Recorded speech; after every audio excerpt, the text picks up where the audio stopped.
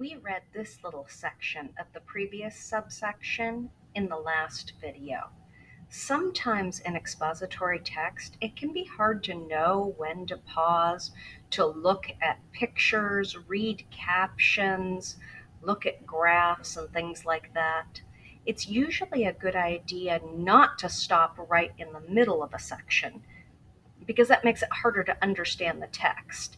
Instead, wait till you get to the end of a section where there's a new subtitle, like this one, and before you start the new section, look at any text features on the page.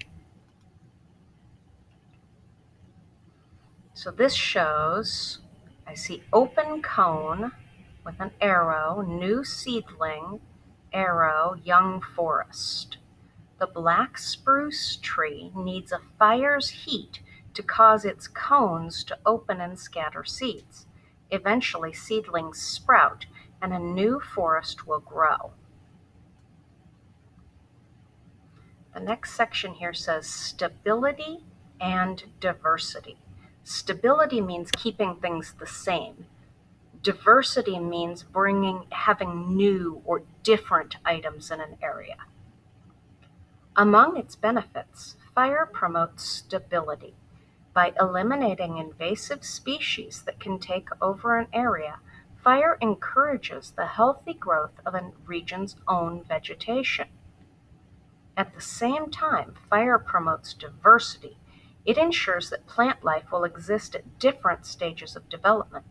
For example, a forest recently struck by fire will have new seedlings. Not far away, in a forest struck by fire 20 years earlier, there may be small trees, and nearby there may be a forest of mature trees, untouched by fire for years. These variations in plant life provide food and habitats for different kinds of insects, birds, and mammals. Variations are differences. So in this case, the variation they're talking about is a forest with new plants or younger plants versus older plants. Woodpeckers eat insects in burned out trees. Sparrows depend on seeds for food. Predators such as foxes are drawn by small prey. Forests at different stages attract a diversity of animals to a region. That means that they bring in a variety of different types of animals. So again, I'm going to try to answer this key question. How do forest fires promote stability and diversity? Those are some really hard words. Let me restate that. How do forest fires help keep things the same and also allow different types of plants and animals into an area?